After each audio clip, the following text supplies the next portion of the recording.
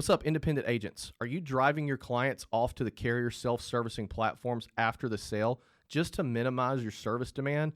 Stop doing that with the premier mobile and web agency solution, GloveBox. Now you can keep your clients in front of your agency at all times, all while delivering the carrier self-service experience that will minimize your service costs and absolutely wow your customers. On top of that, GloveBox will help you increase your cross-sales, referrals, and overall retention with an easy-to-use policyholder interface. Trust me, guys, we are using this at Portal Insurance, and this is literally happening. We are selling policies and servicing policies through our app. Schedule your demo with GloveBox today, and be sure to mention the Insurance Guys podcast for 20% off of your subscription for the life of your account. Guys, it's so cool that I can tell my clients, download the Portal app. Thanks, GloveBox.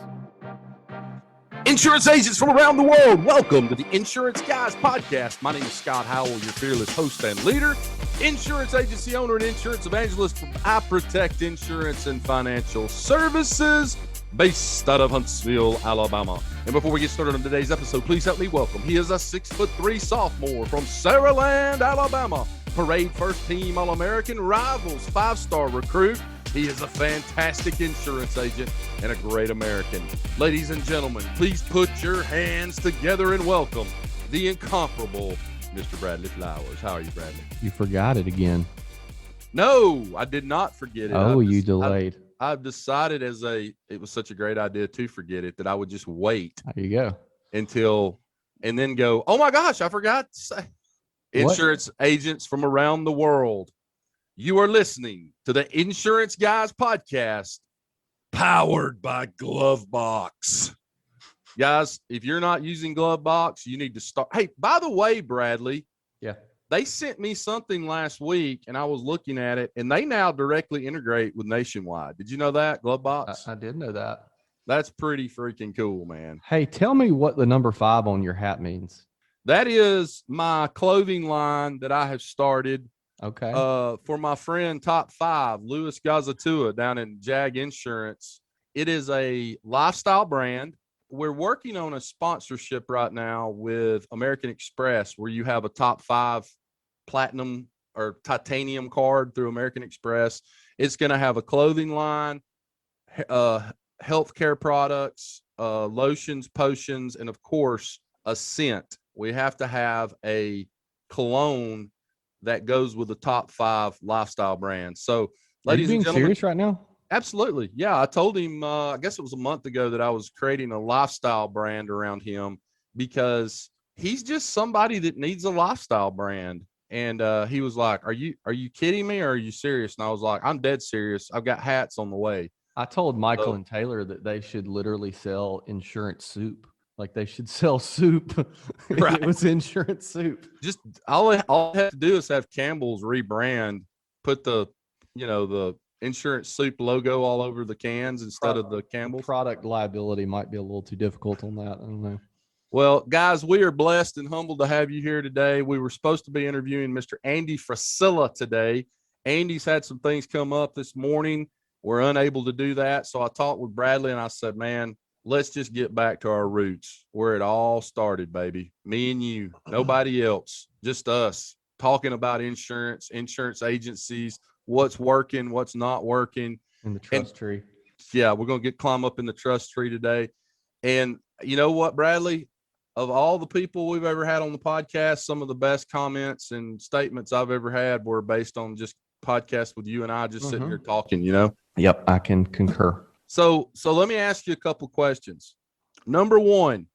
Today's not the best day for me to be talking about my agency, so this might be good for everybody listening. Well, it's like coaching a kid in baseball, and you're taking your iPhone or your iPad and you're recording their swing. You don't want to record them having a great swing. You want to record what the mistakes are in their swing so that you can fix them. Well, there's a guy that I know that he's a world-renowned golf instructor. His name's Ron Gring, and I think he's in Oregon now. He used to be here in Daphne, or here in Daphne, which is a suburb of Mobile. But and he used to say everybody's good shots are good.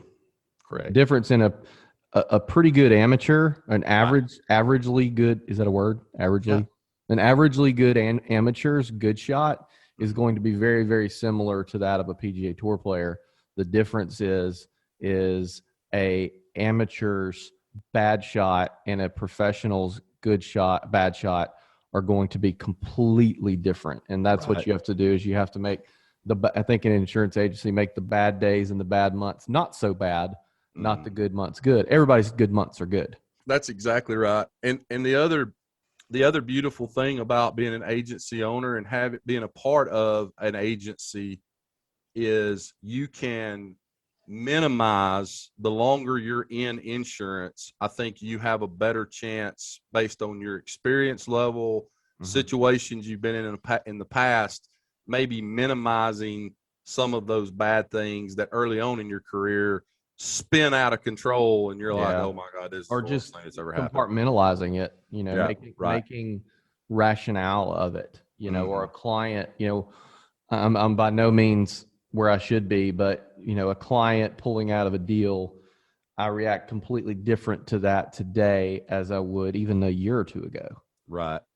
I'll tell you, I was actually thinking about this morning how different we respond to people leaving our agency now for whatever reason, doesn't matter why. Nobody's going to keep 100% of their clients. And I think when you're smaller, meaning you just got started or you don't have a lot of premium on the books, man, that hurts so bad when you get one of your clients, especially somebody you really like, that leaves you and you're thinking about that premium that just walked out the door, where when you're in growth mode and you're selling a ton of insurance every month, you still want to find out why they left and try to leave that door open for them to come back. But it's different. It's like, okay, well, go do your thing. We're going to do our thing. You understand fighting it and trying to keep it from happening is going to do no good. What you're going to help 1 out of 10. Right. Maybe 1 out of 10. I know of an agent that everybody that cancels, they require them to come in the office and sit down with the agent, and we're going to talk about it, and we're going to look at both policies and see what happens. Wow, I've never broke that voice out before. Anyway, and I'm like, okay, that might work 1 out of every 10 times, but you've pissed off the other 9 by making it super difficult for them to cancel their insurance.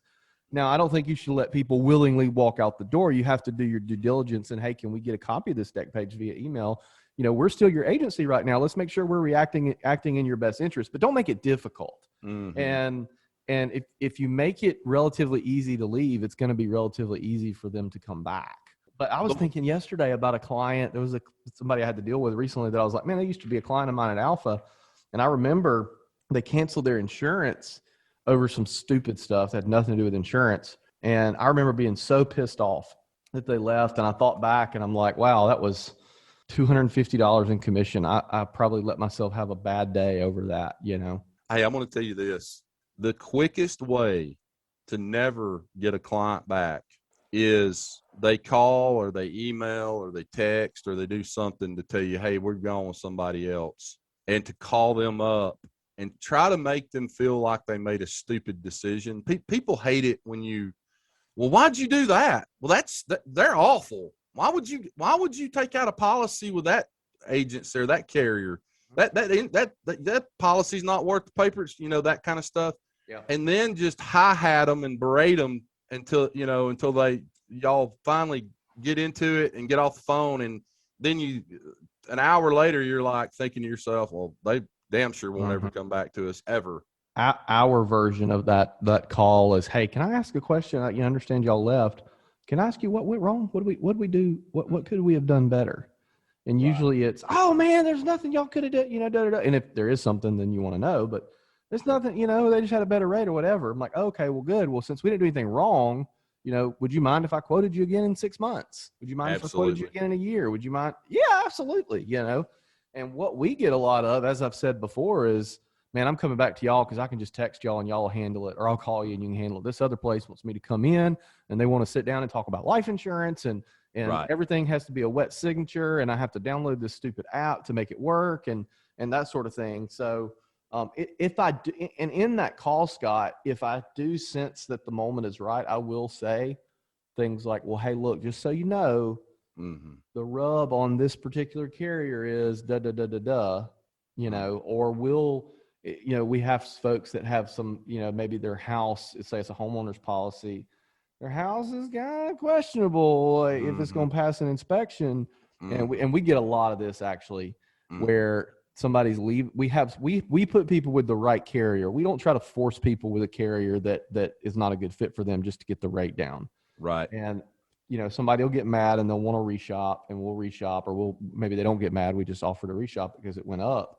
And hey, this is the best carrier for you. Well, then they're leaving us to go to a carrier that we quoted them, that we did not offer because it wasn't a good fit. And in a lot of cases, it's, they're going to XYZ carrier that inspects heavily and is going to nitpick and go through the house with a fine tooth comb and do an interior inspection. And I tell them, hey, look, I'm going to be honest with you guys. Like, we quoted you with that carrier. The house is not going to pass inspection in a nice way. And a lot of times in that case, we can save it. If not, we'll even say, hey, look, see if they can go ahead and move that inspection up to next week and see what happens with that before we cancel everything. That's exactly what I was about to ask you. Is do you just tell them to stay on the books until the inspection's over? Well, so you don't want somebody double covered because that can get to some weird issues if there's a claim. But what we'll do is have the cancellation, and maybe we'll hang on to it. Right. I mean, it really is acting in the customer's best interest. I don't want them to cancel my policy, go to another carrier. They have an inspection issue, and then we have to rewrite it over here. Now this carrier's inspection it. Now they're in this vortex of carrier inspections. And then the other thing we run into a lot is, and if you want to know who's doing this, if you're listening to this, if you're one of the 1,000 people in Alabama that listen to this, or in South Alabama that listen to this and want to know who it is, just call me. But we run into somebody's leaving us for a competitor for a stupid low rate, and that is with one of the carriers we quoted them. Right. And I just straight up tell them in that case, I'll be like, hey, John, we quoted you with SageSure, and our rate was $2,100. I don't know where this $1,300 came from, but we both have the same rates. So something is off with this quote. Send me the quote, and then we'll find what was happening. And then their deductibles on their quotes $25,000. What it's a lot of. So down here, there's a company called disastersafety.org. But what they do is they've engineered this program it's essentially, in a nutshell, building codes above and beyond city and state mandated building codes. Right. And there's 3 levels. There's what we call gold, silver, bronze. It's actually not called that anymore. It's fortified roof, fortified something else, fortified home. And it's things like strapping the rafters down, reinforced shingles, hurricane shutters, things like that make the house further withstand wind damage.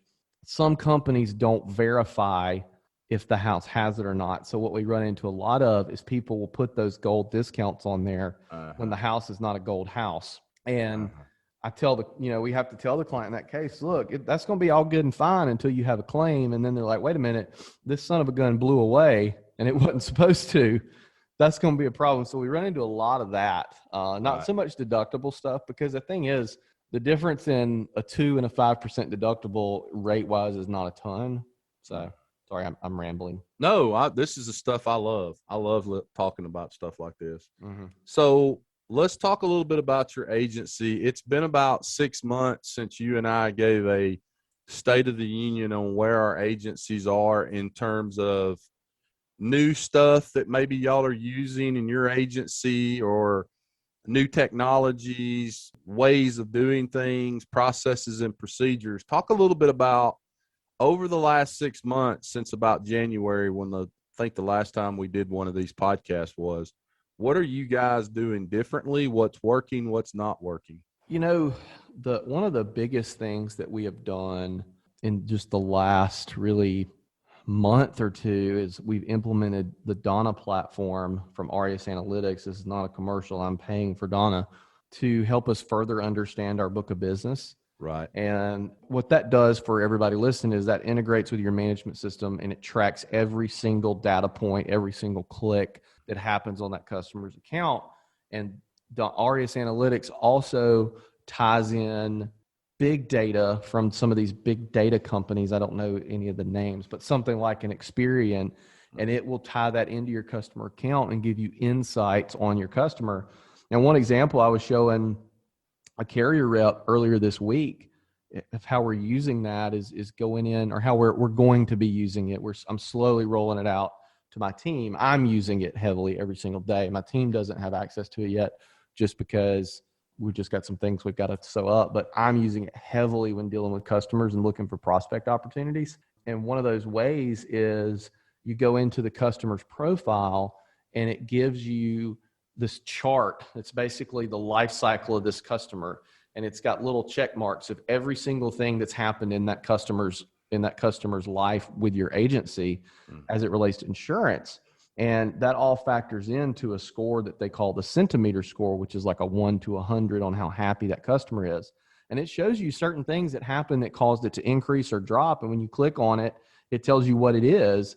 And then you can go into, there's another screen that shows you customer insights, and it'll show you things that these customers are interested in that you don't know. And that's based on the big data sources. So for example, the reason I showed this, I had a carrier rep that was questioning whether some of the technology we use hurts our relationships with the customer. Right. And I was showing her this to say, no, this actually enhances the customer relationship, because I can go to this screen and I know that this person likes cigars. And there was one on there that he likes cigars. I'm like, right, I like cigars. I'm going to call him and we're just going to chat about Cuban cigars. I might even send him one in the mail.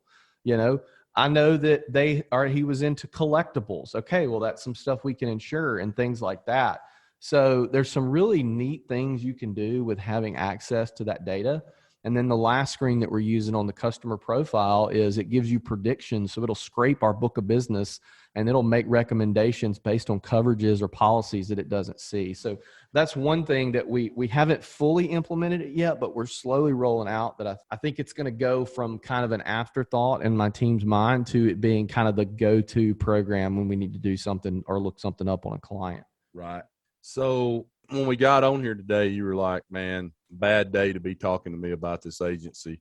What are some things right now, just like myself, just like every agent that's listening to this right now, what are some things that are going, I don't want to say not so well, but just challenges that you're having right now? I'm going to give you my 3 biggest frustrations right now. Okay. My number one frustration is, and I have to be very careful how I say this because it could come across as egotistical, the volume of business in which the volume of leads in which we obtain, we don't have the manpower or the woman power to handle that right now in an effective manner, and also make sure from a quality control standpoint that the customer service is good. So we're having to turn a good bit of business away, or maybe not quite give that new prospect the experience that we normally would, just because we don't have the capacity to handle that. So my number one goal right now is to get me another producer in this office who wants to sell and be successful. That's frustration number one. We have a couple people that we've not made offers to, but are going to, that I think could be well. We just have they have some things they have to work on their end. So that's frustration number one. I can't hire people as fast as Scott Howell does. I don't know how he finds these rock stars. Just picking. You do have a bunch of rock stars. Well, I do. Some fell in my lap from past relationships, and some. Nothing happens by chance, though. It's because of relationships you've built and action. Yeah. My buddy Chris May seems to be hiring somebody every other week, and he told me the other day, he's like, actually, we hired them all at one time, and we just dripped out the hiring. I was like, well, good for you, though. Still, I hire 3 people at one time. Anyway, so that's frustration number one. Frustration number two is kind of ties in with that, is I'm always analyzing my process.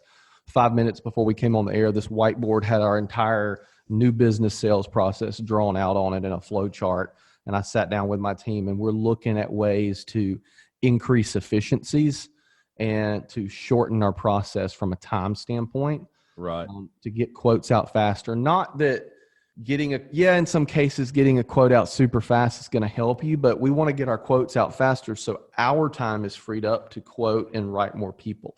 So there's that. Some of our struggles on that is none of our carriers on raters. So we have, it's going to take us exponentially longer to quote somebody than is some of you guys in states where you have Travelers and Nationwide and auto owners, and everybody's on raters, and it's just fine and dandy, right? And I'm sure it's not just fine and dandy, but it is a little bit easier when everything plugs into a rater. So there's that.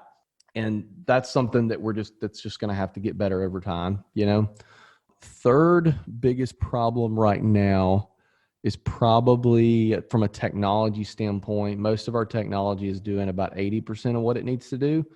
And we've got to figure out the other 20%, whether it's convincing the technologies we use to bring on some of those features, or finding other technologies to fill that gap. And as everybody knows, I want less tech that does more. And we're trying to do a lot of things to make that happen. Well, all of that sounds like stuff that you can accomplish and work towards. Yeah. I think, the hiring stuff, and you and I talked about this, I think a couple of days ago. It's really hard to find good people. And when I say good people, there's a lot of good people out there, but just good people who fit your culture, who have the work ethic that you need. I heard somebody, I was talking to somebody yesterday, and he was talking about most people hire people and then try to motivate them. He said, we hire motivated people and then we train them. I like that. And I thought that was a great line. I love that, by the way. I think you have a couple things going on right now. I've thought about this a lot, because we started having trouble finding good candidates prior to everyone on social media fussing about unemployment. Back in, I don't know, February-ish, I was telling a buddy of mine, man, I've never had it take this long to get some good candidates. He's like, oh, it'll come around. And it hadn't come around. I think you have a couple things going on. I think some of the free money has definitely contributed to that. I don't want to go political, but some of that is definitely a part of it. Two, I think that there's some unsureness in the marketplace right now. People are a little bit scared to change jobs with there being so much just instability in the world.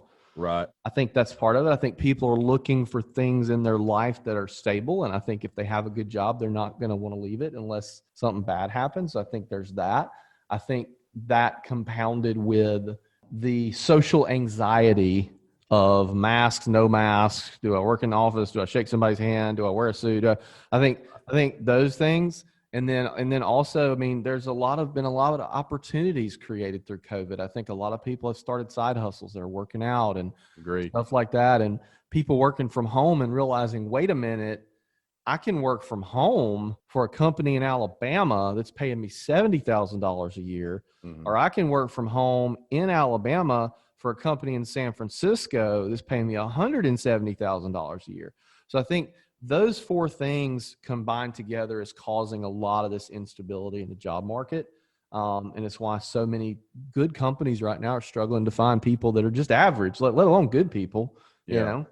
Well, I have a couple of my best friends I grew up with. We went to kindergarten together and spent the night at each other's house. And one of them works for Kemper. He's an attorney for Kemper. And he and I, when we were in kindergarten in first grade, we'd go in his mom's kitchen and we would set the timer on the microwave, and we would play some of the most epic Nerf basketball games in her kitchen that you have ever seen in your entire life.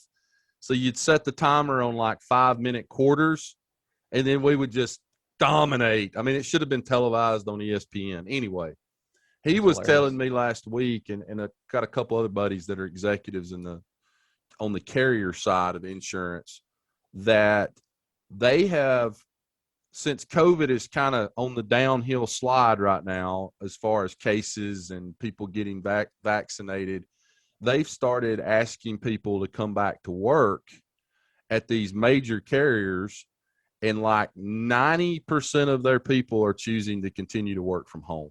Mm-hmm. And I was a little bit stunned by that, because all of my people want to come in the office and work here. Well, that's because you have a good culture and you're fun to be around and you guys are a family.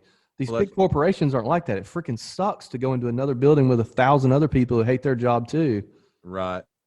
And, if you're paying $1,200, $1,500 a month for childcare until 5 o'clock or 6 o'clock, and you've got a 1-hour commute, you got to go pick your second grader up, maybe you work from home. Now you get to go pick them up, bring them back home. You don't have that expense. Hey, Scott. So you just reminded me of something I was going to say. Do you know where the first location of the Insurance Guys Conference is going to be? Where? Disney World. Come on with it, baby. That's high dollar right there. Although I have thought of that before. If you had a conference at Disney World, then that's a business expense write-off for all of these agents, because you're going down there to a conference, take the family, let them go, for half a day. I think that would be the family equivalent of having a conference in Vegas. It's not going to work out great. But they were telling me that the people that I've talked to are all with 3 or 4 different agencies. I mean, not agencies, carriers, but they're all telling me that percentage number of people coming back is only like 10 or 15%, because right now they're giving them the option. You can work from home or you can stay, you can come in the office. Yeah, it's interesting for sure. I mean, we all wanted to be here. I've got one person that prefers to work from home a couple days a week, just right. for the heck of it, and we were more profitable, obviously, because we're not spending energy in terms of power and water and stuff like that. We were more profitable when we work from home, but we all just like being around each other. I like to have an office to go to. Right. Switching gears a little bit here. Have you guys brought on any new carriers or talked to any new carriers? Talk a little bit about, I don't think you've covered this. You went independent from Nationwide and you still had to sell yourself to a lot of carriers. Oh yeah. I have an interesting conversation I had with a carrier rep yesterday, that I think some of the guys and gals listening to this will appreciate. But talk a little bit about how that's been. So without naming any carrier names, unless you want to. Right? No. Unless they crapped on you and you want to hang them out to dry. Well, they did, but I'm still not going to. One day they might give me a contract. It's more of a Bradley thing. I understand. So when we left Nationwide as an exclusive agency force, our agency chose to join the collective. If you're a Nationwide agent, it's called the agency cluster. If you're an independent, it's called the collective, the agency collective. And that was instrumental in us getting some appointments, because instead of working with a local marketing rep, we were working more with what they call like a cluster marketing rep, if you will. And that relationship it's a little different in some ways. Now, we still have some local marketing reps. In fact, the Progressive marketing rep called me yesterday and he said, "Hey, they're letting me back on the road and I'm coming to see you." I said, come on. I said, I saw that email that they sent out yesterday. Yeah, he called me yesterday morning. But, we picked up a lot of contracts. We had a lot of people tell us no. And some of those carriers, we're still holding out hope to one day have a contract. There's still about 3 or 4 major carriers that I would love to have. Really more so, we got just about every single contract we wanted for personal lines. Mm-hmm. Okay. If we wanted it, we pretty much got it. It's the commercial side of the house where you've got some of what I would call blue blood carriers that were just like, no, we're not giving you a contract. We got too many agents in your area anyway. Don't even think about it. Probably won't ever happen. And I'm like, okay. Well, we'll see about that. Just stand by and we'll talk in a year. So that's kind of where we are with that right now. So the major carriers we don't have Cincinnati. We don't have auto owners. And after you read that email I sent you, we may never get auto owners, because they were just like, don't ever call us again. The big one that really kind of shook me, because it seems like everybody around me has one of these contracts, was Travelers. We have Travelers personal lines, and we write some business. Their rate right now, they're a little out of step with their rate, but their commercial group was just like, we will never give you a contract as long as you live. Don't ever call us again. We don't write habitational, which, by the way, every single agent I talked to that writes habitational, including Andrew Ryan, right before he came on the podcast the other day, telling me that he just wrote a large habitational account with Travelers. But they were like, never, ever call us again for anything. You will never get a contract. We don't care what happens in your life. Not even if there's a fire. If you win the Powerball lottery for $500 billion, do not call us. That's pretty much what I got from that conversation. Very terse conversation with their commercial, whoever the person was I was on the phone with. Yeah. Very, very not good conversation. I had an interesting conversation with a carrier rep yesterday, and I want to use this as a case study for our listeners, okay? Everybody goes independent. They talk to all these carrier reps, and what do? I feel like a lot of folks, including myself, some in the beginning, make a lot of promises they know they can't keep. And you end up with these carrier appointments with production requirements that you have to fill. And I don't give a crap what anybody says. Production requirements are going to make you take your eye off the ball of what is best for your customer. Right. You know, if you don't believe me, if you're down at the end of the year and you need one more policy to fill that production requirement or get that bonus, and Travelers is the best company for this customer, but you have to write one more with Cincinnati, you're going to freaking write the policy with Cincinnati, even though it may, anyway, I'm a big proponent of just being straight up with my carrier reps if we can't fulfill a commitment. For example, I'm probably the only independent agent in the state of Alabama that's ever turned down a Travelers personal lines appointment because they wanted me to do something that I knew we couldn't do. They wanted us to write X amount of home policies in a month. And guess what? Travelers doesn't write freaking wind in Mobile County. You know what they wanted me to do? They wanted me to write a separate wind policy. I'm like, I'm not doing that because it's not in the best interest of the customer. And also it makes it really freaking hard on us when you download and the wind carrier doesn't. But anyway, so I was like, hey, no, it's not going to work. Like, you know, I'll tell you, you will be, and the carrier in question yesterday was not Travelers, you will be our number one auto carrier in 6 months. You'll be our number one umbrella carrier in 6 months if you will appoint us. We'll write a couple $100,000 in premium with you in the first few months, but I'm not going to write any homes if you're not doing wind. And so I turned down the appointment. And literally, Scott, like basically all I had to say was, yes, I will do this. And probably wouldn't have lost the appointment, but still, I don't like making promises I can't keep. And so yesterday, I'm talking to this carrier, okay? Not going to say who, what, when, or how, but I'm talking to this carrier about an appointment that we got. And it wasn't really for Alabama. We were getting this carrier for another state that they're competitive in. And there was somebody I wrote with at Alpha, so I didn't reach out to them initially because I didn't want to muddy those waters. And we're in the process of getting appointed. And you got to remember, okay, these carrier reps, you are their customer. They are trying to sell you just as hard as you're trying to sell them in most cases. And it's a negotiation. Whether you want to think it is or not, it's a negotiation. And so I'm on the horn with this carrier, okay? And this carrier rep says, well, hey, look, you know, our base commission is 15. I can get you some additional commission if you will give me a production requirement. Like if you'll tell me, hey, I think we can do this much, I can give you some more points. And I said, I'm going to be honest with you. The way that we choose to put a client with a carrier has nothing to do with how much commission they pay us.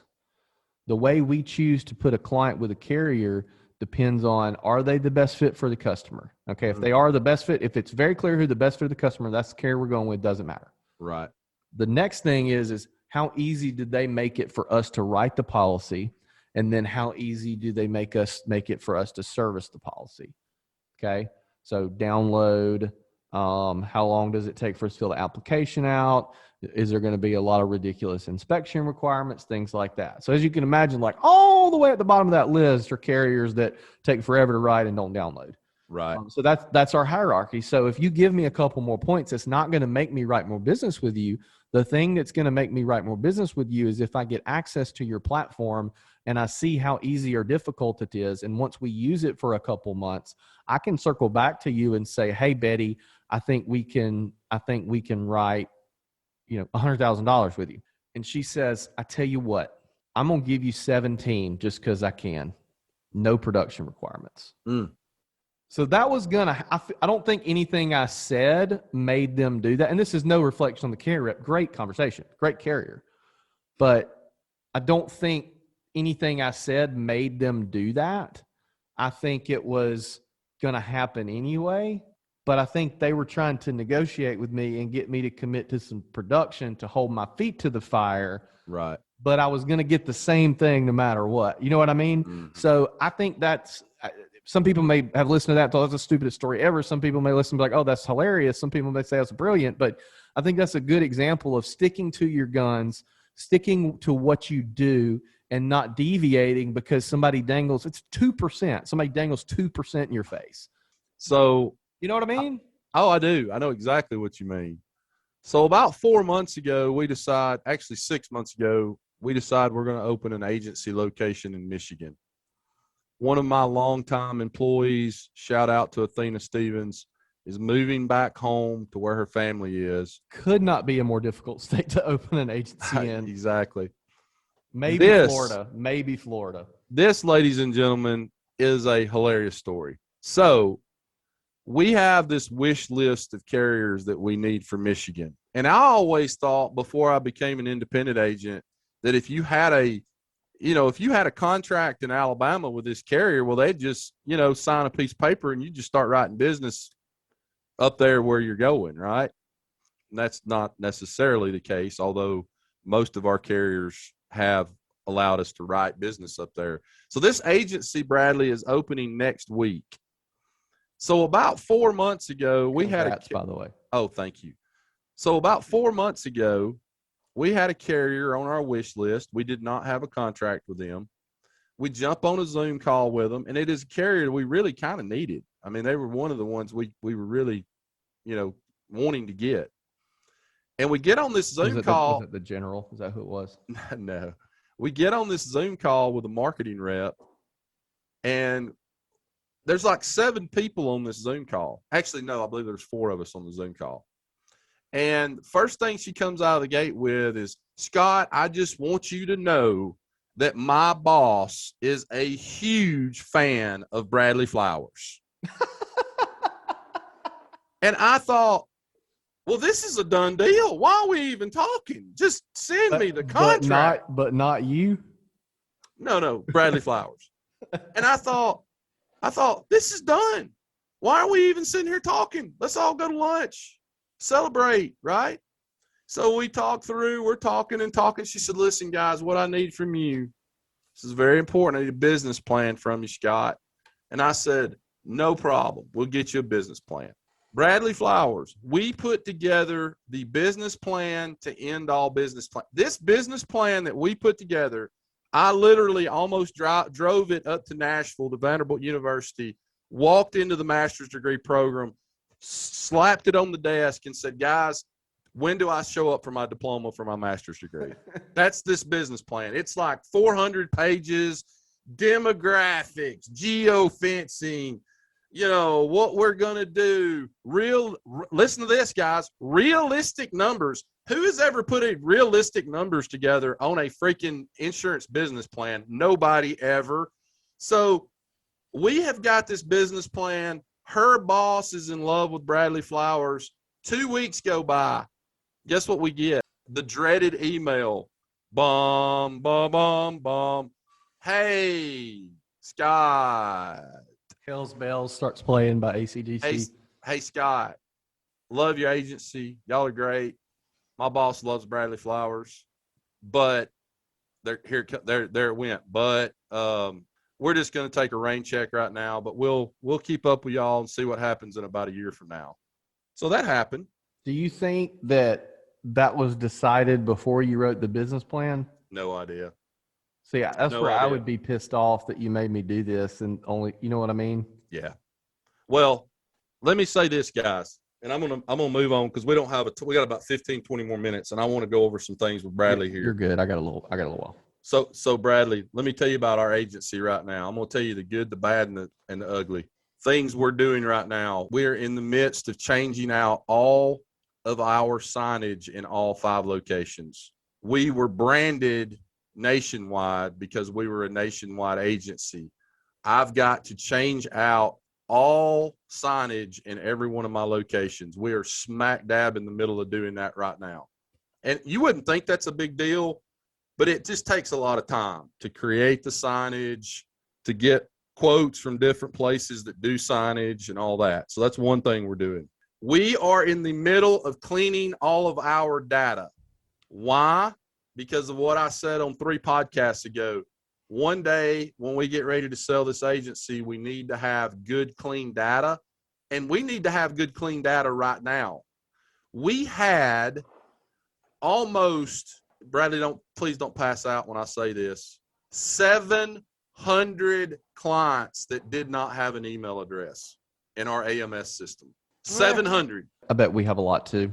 Now, there are reasons for that. I won't go into that. It is not necessarily the producer's fault that didn't put it in there. When we transferred from Nationwide to Hawksoft, that particular data point did not transfer in correctly.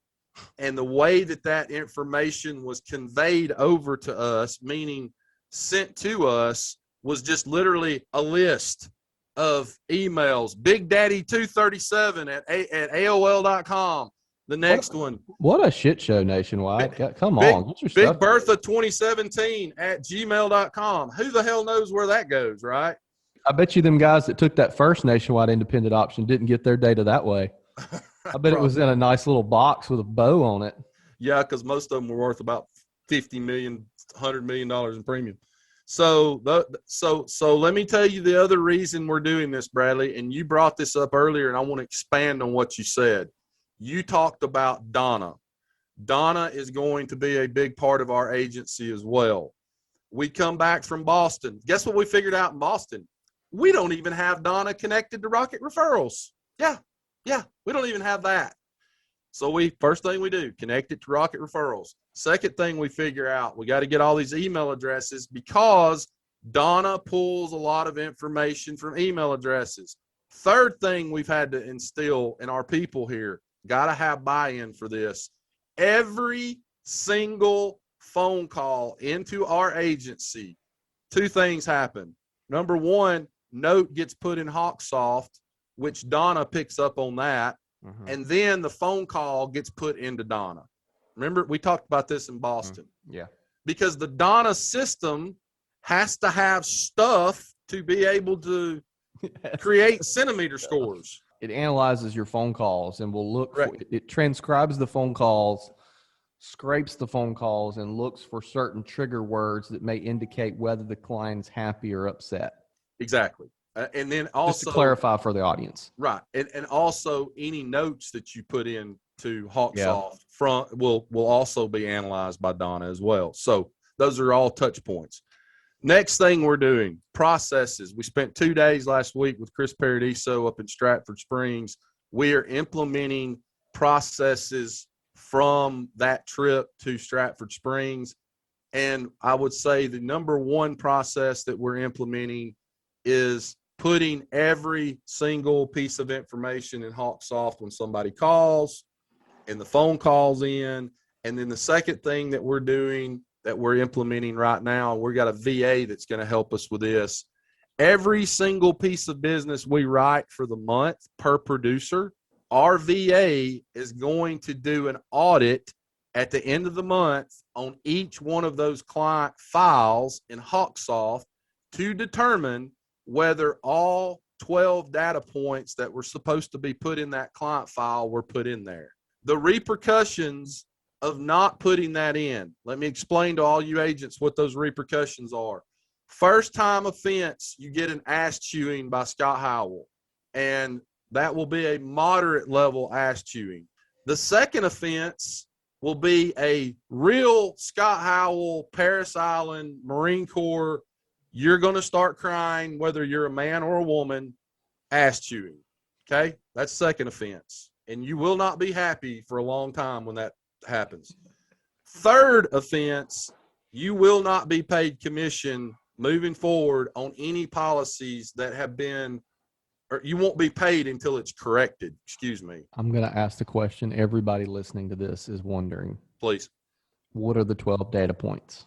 They're what you would expect. They are cell phone number, email address, correct mailing address, or making sure mailing address, billing address has been put in. Policy number, Referral source. Yes, thank you. Referral source, who the agent that wrote it was, who is the CSR. There, I can't remember every one of them off the top of my head, but there's, as I just spit that out, there's probably 6 right there. Mm-hmm. It's all simplistic information that just needs to be put in the system, right? Yeah. And you got to do it at the time of binding or it's not going to happen. That's exactly right. Yeah. So all of that's happening. Next thing that we're doing, we are building out our customer experience right now. And part of that is going to be through automation. So let me tell you guys a couple of things we're doing here. Doesn't mean you have to do it. Freaking don't do it. Keep doing whatever the hell you're doing. I'm sure you're a lot better agent than I am. 2 automations I'm putting in place. One was put in place yesterday and is already going. Bradley knows what it is when I say it. I have a birthday message that I have recorded. Hey, this is Scott Howell with I Protect Insurance. I just wanted to call you today and say happy birthday to you and tell you how much we appreciate your business and how much you mean to us. Happy birthday. Hope you have a great birthday week. That goes to a ringless voicemail. The way we were able to do that was through Google Calendar, which then syncs up to, what's the name of that program, Bradley? Live broadcast. Sly Broadcast, correct. We had to do it because Sly Broadcast recognizes, or it can trigger based on birth date through Google Calendar. So if any of y'all don't understand that, I'm sorry. You'll have to get with Justin Miller in my office and he can explain it to you. Second thing I'm doing, again, this is going towards customer experience right now, not prospect. All of our customers are going to, the day before we have a severe weather day in North Alabama, which is about every 3rd day of the freaking week up here, they will be getting a ringless voicemail from me that basically states, hey guys, this is Scott Howell with I Protect Insurance. Tomorrow's going to be a severe weather day in the state of in North Alabama. Keep your head on a swivel, go to the lowest level of your house. If a tornado does hit, come to your area, blah, blah, blah, blah, blah. That voicemail will go out to all of our customers in North Alabama. Those are just a few minor tweaks. Those are tweaks that we're putting together in terms of automations that we're going to be able to utilize moving forward. Now, yesterday, I saw one of the coolest automations I have ever seen. I'm going to tell you who it is because I want to give them a shout out. ECI out of Piedmont, Oklahoma. Look them up on Facebook. ECI, Piedmont, Oklahoma. Somebody showed me a Facebook video. It starts at their front door. The video, whoever's doing it, walks through the office. You can see them open up a door to a conference room, and there is their entire staff inside the conference room saying happy birthday. And then it shows them cutting a cake. And at the end of it, it says, or somewhere in the middle of it, it says, happy birthday, you're one of our favorites. They are sending that video out on Facebook to each one of their clients on their birthday. Now, that's pretty damn solid right there. I like it, mucho. That I love. Just wanted to share that. Bradley, your thoughts on that? There's a lot. You don't like it. I can. No. I do. I think my mind was wandering to the next thing I want to talk about. I think that I like the storm thing. I really, really like the birthday ringless voicemail, especially if I think you have to say it in a way, almost make it purposefully sound off the cuff, because you don't want them, if they think it's a robo message, you wasted your time. There's no need to doing that. I think making it, I'm not saying like trick them, but like make them think it was for them. And I think that goes a long way. And I think what's going to happen is I think you're going to get a lot of callbacks, which is going to be nothing but good. It allows you to reinforce that relationship with the customer. I was in a group thread yesterday when Justin was kind of figuring that out. It's kind of cool to see that you guys have implemented it so fast. Well, I told Chris Paradiso Friday when he called me, I said, the key to this whole thing when he gets back is how fast. I mean, every episode of this podcast since episode number 1, I've said rewards come from action, not discussion. And what happens when you go to these things in the insurance industry, doesn't matter what you go to, Elevate or BrainShare or whatever, the longer the lag time is, from the time you go and come back to when you implement, the harder it is to implement things. So it's almost like you're rushing to implement what you learned or that you know would make your agency better. Does that make sense? Yeah. My curse. So like Laurel, one of the biggest compliments Laurel ever gave me was she's like, you take action. She's like, when you get an idea that you want to do, you do it.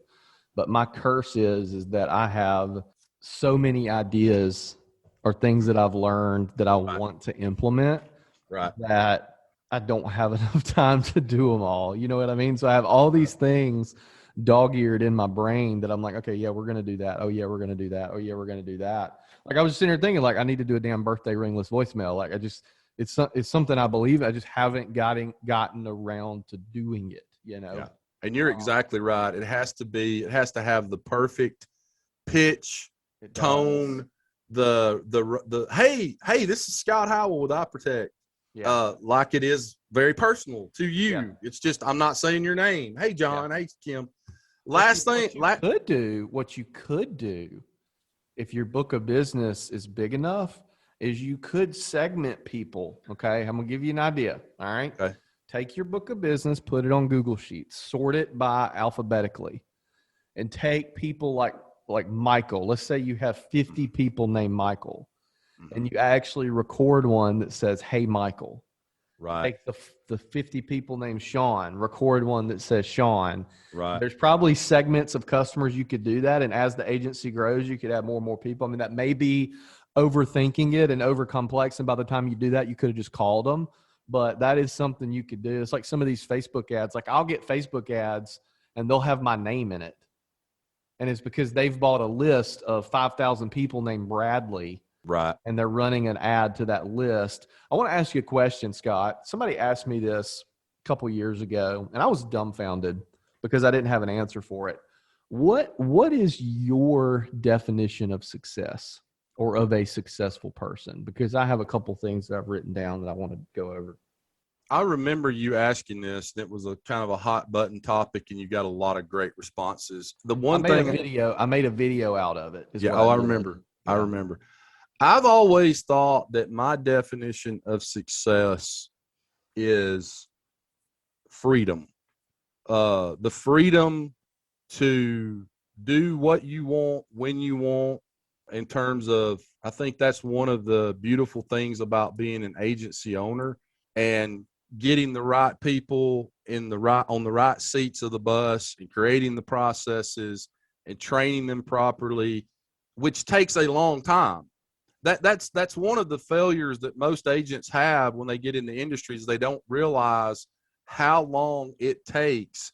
And that time frame can be shortened by either past experience or, having great mentors and going, having people like Billy Williams and Chris Paradiso and these people, Mike Stromso, I could name about 10 of them right now, David Carruthers, that kind of open their books up and help you along the way. It can be shortened, but my definition of success is having the freedom to get off your desk, out of your chair at your desk, being able to go get in your car and go do whatever it is you need to do, or go on vacation, or go, you know what I mean? To me, that's my definition, but I do know everybody seems to have a different definition of success.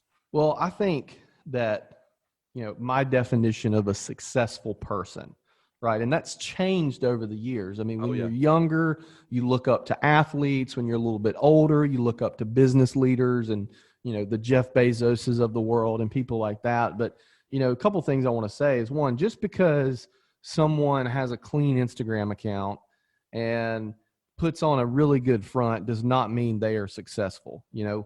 One of the things I've been fortunate to do, and Scott has been fortunate to do, is we have gotten to meet a lot of our heroes. And it's not always what you see is not always what you get. It's almost never what you get, So some of my definitions of a successful person are people who honor commitments. If you're an average small business owner, but by God, you say you're going to do something and you freaking do it, like that's like A++ in my book. People who are not rude or hateful. Somebody's asked me one time, hey, why don't you like this person or get along with this person? Like, they're not just a freaking nice person. Like, I want to hang out and do business with and deal with people who are nice and kind to other people. People who have clean companies and do good business. Mm-hmm. There's a lot of people in this world that are elevated and put on a certain pedestal who do not run clean companies.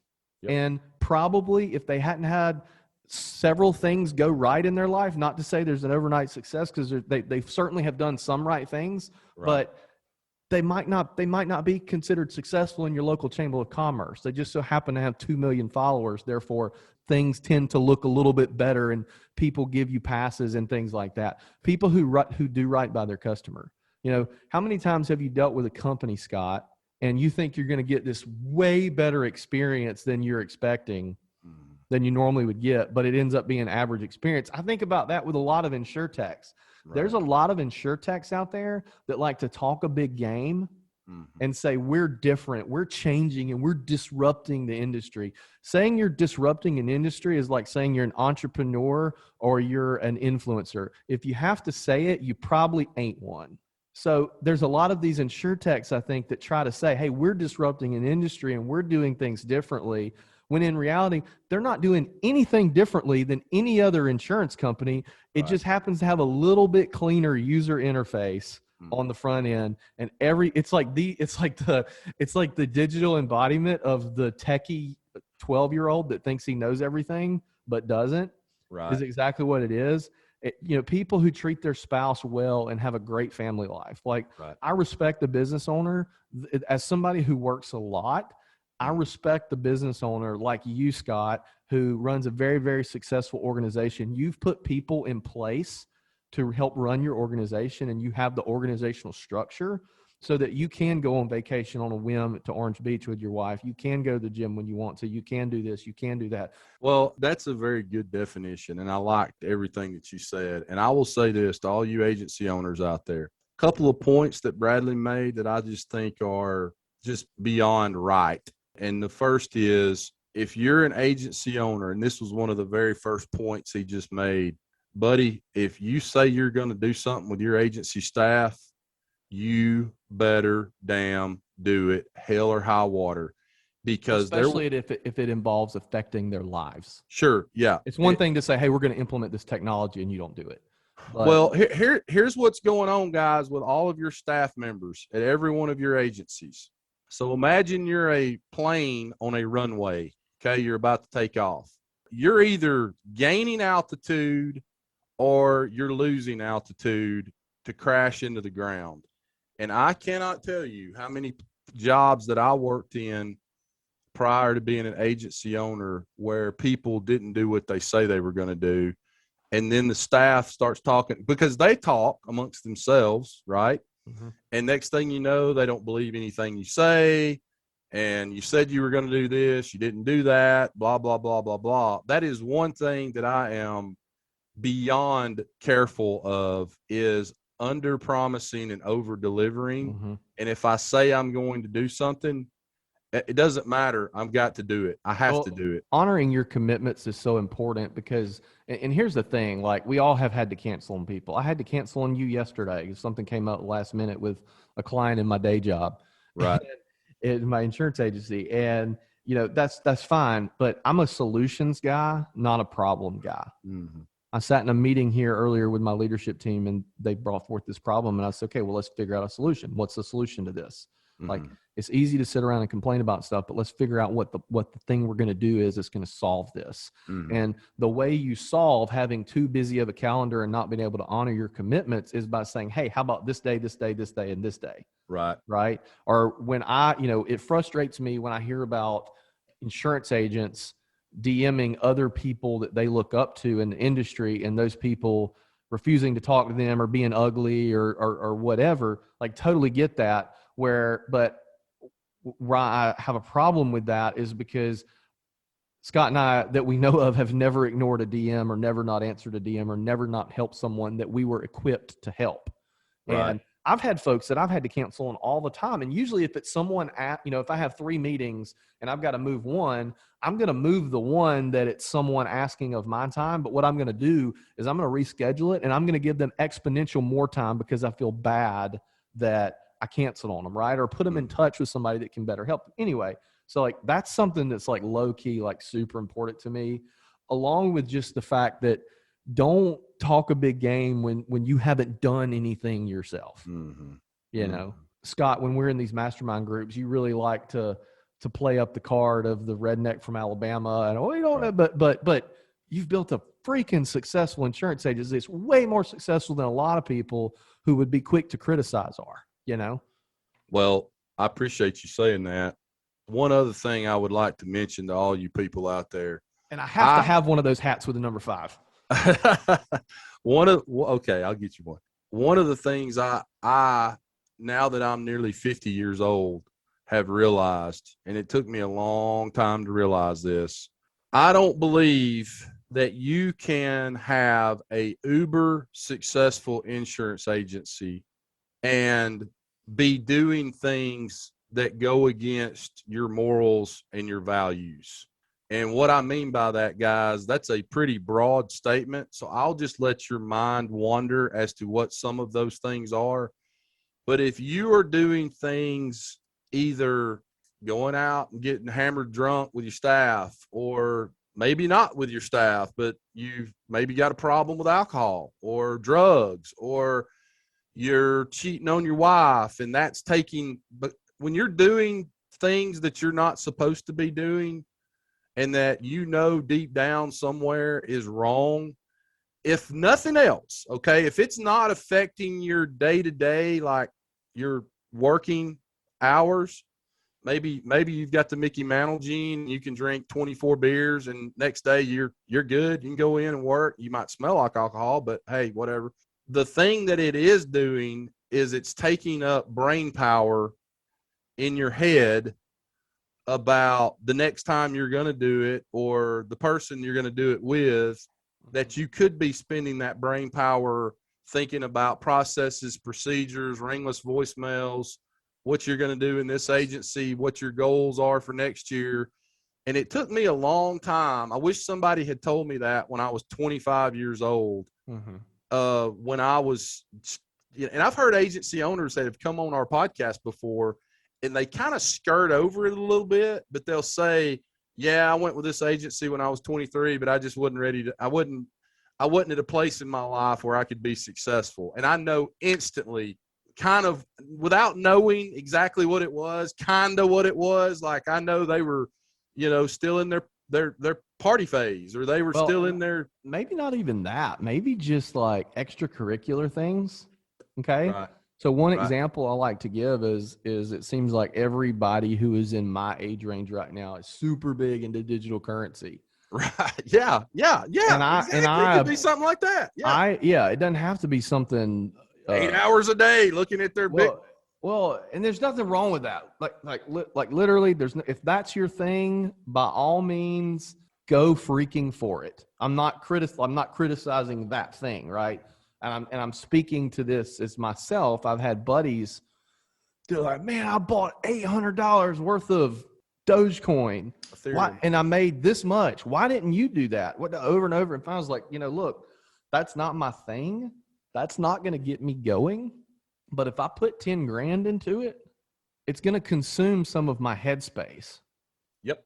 And it's going to take my eye off the ball. And there's an opportunity cost to the energy in your body and in the thoughts in your brain. And to me, the opportunity cost of me taking my eye off the ball of the 2 businesses I'm running, 3 if you count the podcast along with Scott, if I take my eye off the ball of that, over here, I might make 10 grand, but how much did I lose over here? So that's kind of the way that I look at it, is unless I'm like super, and that's why I said, like, you're super into that, that's fine. You know what I'm saying? Like, right. If I could invest into, an early stage social media app tomorrow, like $1,000,000%, like, would do it. Like, I invested in a company in the insurance space this week. I'm just saying, if it's your thing, do it. It's your thing. But like for me, I'm not going to take my eye off the ball for something that either A, I'm not super into, or B, doesn't run parallel with what I'm doing here. You know what I mean? Right. Hand in glove relationship. I was one of the first people on Robinhood. So back when I got on Robinhood, there was a waiting list. You couldn't just download it and put money in it. This was like 2014. And I tried to be like a little day trader for like, it got me so out of whack with what I was doing. All I was doing was watching a market all day, you know? I told Bradley a story one day not too long ago. This was like a month ago. So my dad always told me, he said, Scott, you got to see about your business. If he's told me that once, he's told me that 1,000 times. My son, what I say to him every single day at one time or another, I will say, how you do one thing is how you do everything. And now that's an Andy Frisella quote right there. How you do one thing is how you do everything. But I called Bradley a couple months ago with this funny story, and this is what we'll end with today, Bradley, because I know I need to go and you do as well. But I called Bradley. I had gone back on my audible.com and I had started listening to a book by Grant Cardone.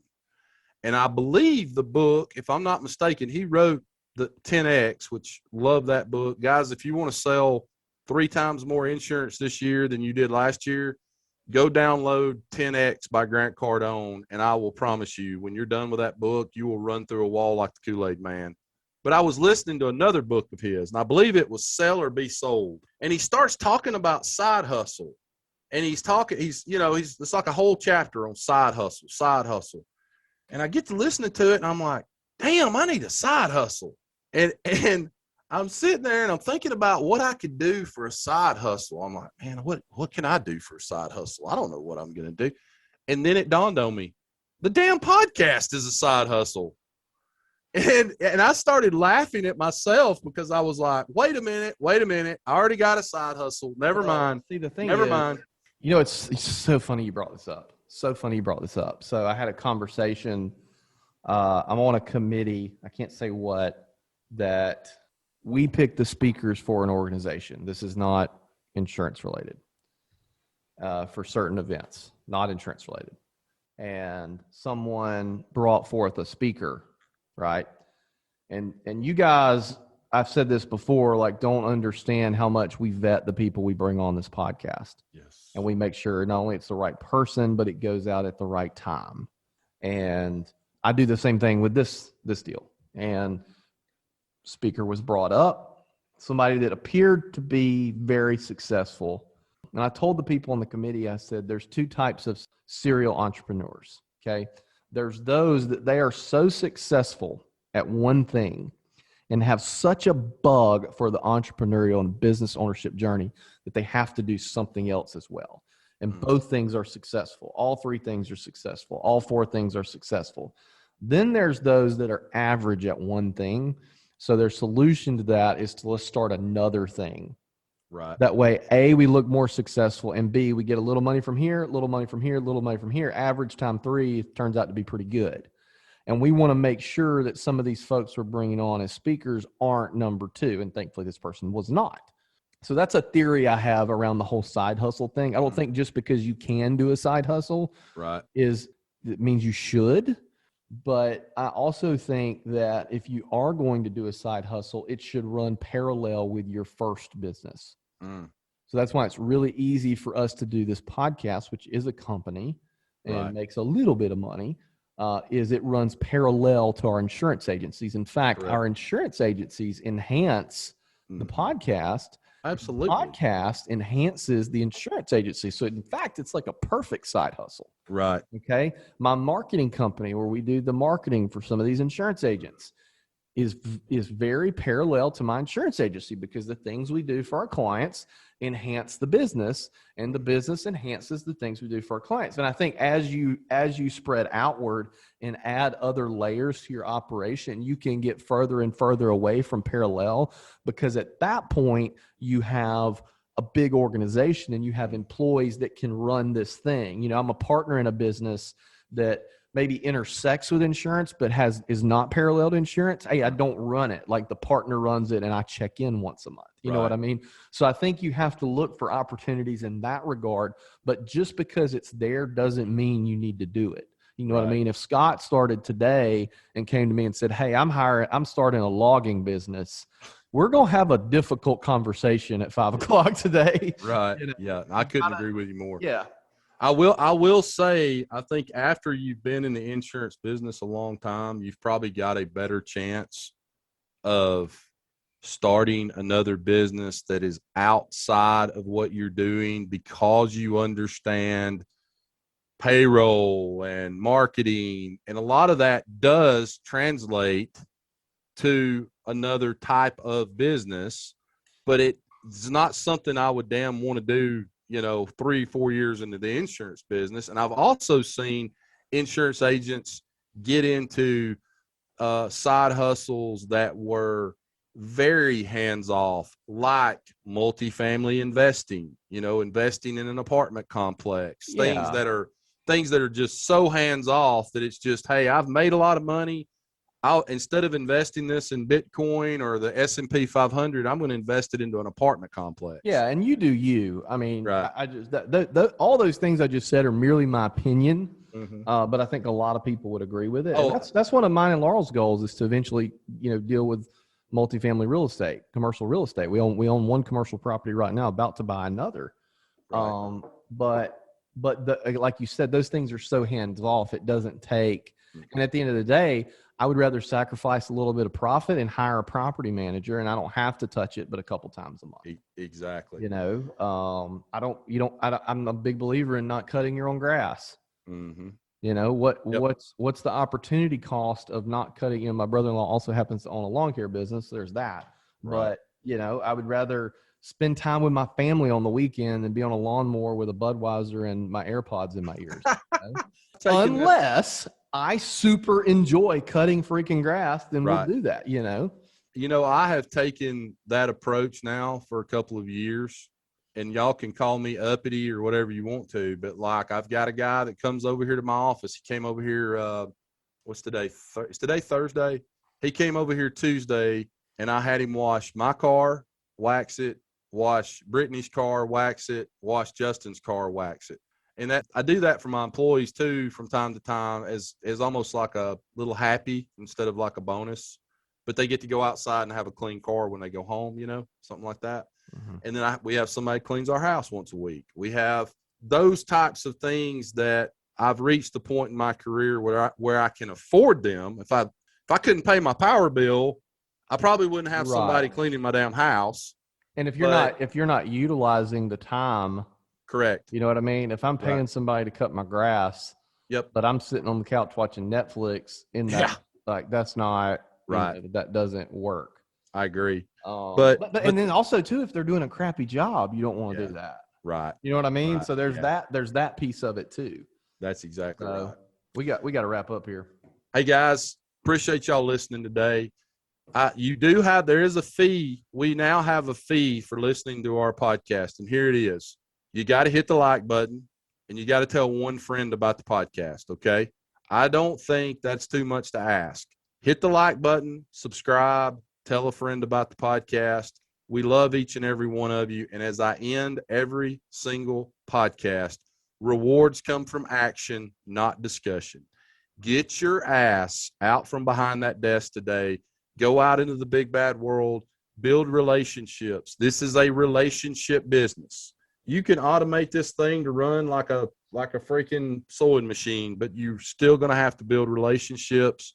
You're going to have to go out and make money for your friends, your family, your wife, your husband, your parents that are struggling out there, your kids' college fund. You got to pay for travel baseball. You got to pay for the house cleaner. You got to pay for all your taxes and all your people and health insurance and everything else. Go make money to pay the bills today and live the life that you want to live and have the success and the freedom. Remember what I said earlier, guys, the freedom that you want to do what you want to do.